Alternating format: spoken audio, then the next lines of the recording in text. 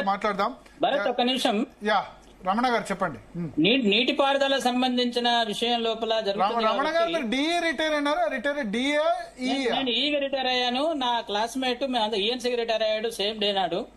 నరేందర్ రెడ్డి కూడా మా క్లాస్మేట్ అతను. కాకపోతే మా ఛానల్ అంటే దీంట్లో రిజర్వేషన్ అవి లేవు కాబట్టి అట్లా వచ్చాము మాది సెలక్షన్ ప్రాసెస్ లో. అయితే నేను నీటిపారుదల సంబంధించిన విషయం లోపల కొన్ని చెప్పాలనుకుంటున్నాను.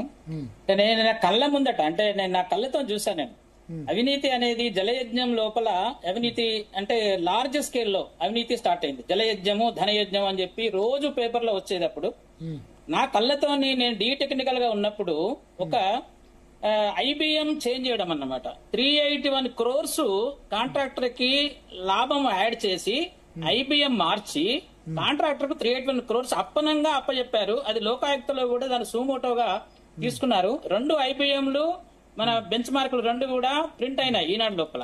అప్పుడు నేనే డి టెక్నికల్ గా ఉంటే రెండు ప్రింట్ చేయించాను నేను, పాతది కొత్తది. అది ప్రింట్ చేయకపోతే లోకానికి తెలియకపోతుండే. ఆ ఎస్టిమేట్ కూడా కాల్చి పడేశారు. అప్పుడు తెలిసి దాని ఎస్టిమేట్ కూడా 381 crores యాడ్ చేసి దాన్ని పెంచుకున్నారు. అంటే ఒక సిస్టమేటిక్ అంటే చిన్న చిన్న ఇప్పుడు భరత్ గారు అన్నట్టు చిన్న చిన్నవి కాకుండా ఈ పెద్ద పెద్ద లెవెల్ లోపల ఏ డిపార్ట్మెంట్ లో అయితే మనకు అవినీతికి ఆస్కారం ఉంది.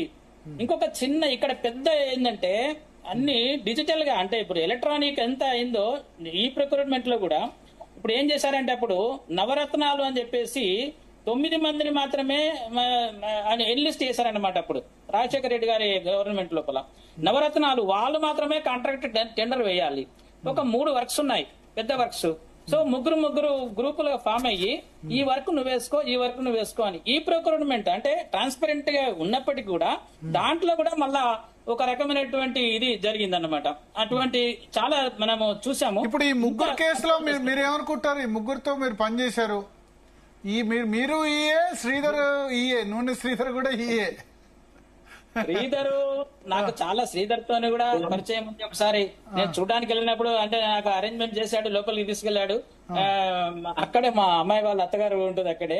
అయితే అంటే శ్రీధర్ నాకు చాలా పరిచయమే, అన్న అని మాట్లాడతాడు. కాకపోతే వీళ్ళు చేసే పనులు ఏవైతున్నాయో వీళ్ళు చాలా నికృష్టమైన పనులు చేస్తారు. చాలా డిపార్ట్మెంట్ లో కూడా ప్రమోషన్స్ విషయంలో గానీ శ్రీధర్ వీళ్ళు ఏంటంటే టైగర్ అనే ఒక అసోసియేషన్ పెట్టారు వీళ్ళు. శ్రీధర్ అని అంటే టైగర్, ఈ నల్ల వెంకటేశ్వర్లు దానికి ప్రెసిడెంట్ ఆయన. వీళ్ళు ఏం చేశారు, Zone 6, Zone 7 మధ్యలో కూడా డిఫరెన్సెస్ క్రియేట్ చేసి జోన్ 5 వాళ్ళకే ప్రమోషన్లు వచ్చేటట్టుగా అట్లా కూడా చాలా అంటే డిపార్ట్మెంట్ ఏలిండ్రు అనుకోండి వీళ్ళు. మురళీధర్ రావు అయితే ఇక చెప్పనవసరం లేదు. మురళీధర్ రావు విషయంలో అయితే మా జిఆర్ఎంబీలో నేను పనిచేసినప్పుడు జిఆర్ఎంబీలో నేను పనిచేసినప్పుడు కావలసినటువంటి అన్ని ఆయనే అరేంజ్ చేసేవాడు మొత్తము. ఇప్పుడు టెలిమెట్రీ కూడా ఆయనకే సబ్ కాంట్రాక్ట్ లో ఆయన కాంట్రాక్ట్ లో ఆయన చేతిలో ఉండేది అనమాట. వాళ్ళతో చేయించేది, తర్వాత బిల్స్ తర్వాత ఇచ్చేది. ఈవెన్ కార్లు కొనే కాడ నుంచి కూడా మురళీధరరావు గారు మా కార్లు ఉన్నారు, మాకు ఒక కొత్త కార్లు జిఆర్ఎంబీకి.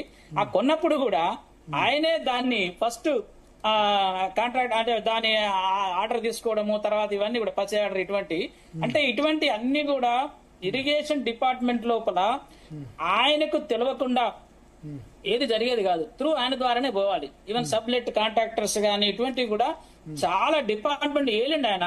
రిటైర్మెంట్ వరకు కాదు, అంటే ప్రమోషన్ మన రిటైర్మెంట్ టైం వరకే కాదు, ఆ తర్వాత కూడా 12 ఏళ్ళు ఆయన ఏలిండి. అది దాని విషయంలో ఆయన ఖచ్చితంగా ఏంటంటే ఇది తగిన శాస్తి జరిగింది.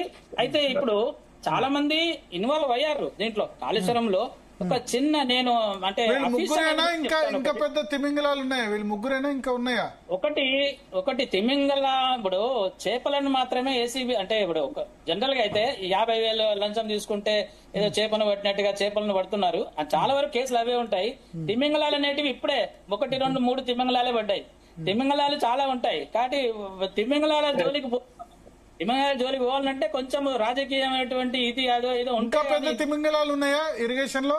ఇంకా పెద్ద తిమింగలాలు చాలా ఉన్నాయండి. తిమింగలాలు అంటే ఇప్పుడు ఆఫీసర్స్ కాబట్టి దొరుకుతారు. ఆఫీసర్స్ కాబట్టి ఏంటంటే వీళ్ళకు సాలరీ ఇవన్నీ ఇన్కమ్ ఇవన్నీ ఉంటది కాబట్టి ఈ అక్రమ ఆస్తులని ప్రూవ్ చేయొచ్చు. అదే రాజకీయ నాయకులకు ఇప్పుడు మీరు రాజకీయ నాయకులు అవినీతి చేస్తే అది అవినీతి కాదంటున్నారు మీరు. అవినీతి కాదనట్లే మళ్ళా మీరు అది చేయకండి. అవినీతి కాదనట్లే పొలిటికల్ కరప్షన్ సిస్టమ్ లో భాగం అయిపోయింది.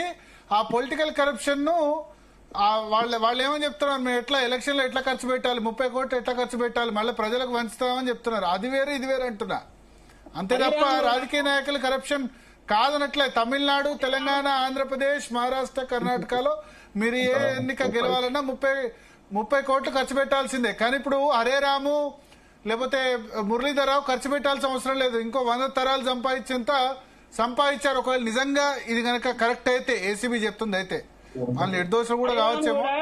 ఒకసారి జగదీశ్వర్ రావు గారితో మాట్లాడదాం. టీఎన్జిఓస్ అధ్యక్షులు కూడా మంత్రి అయిదామనే ఆలోచనలోనే డబ్బులు సంపాదించాడు ఆయన, ఎమ్మెల్యే అయ్యి. అంటే నాకు తెలిసినంత వరకు, నాకు తెలుసు ఆయన చాలా క్లోజ్.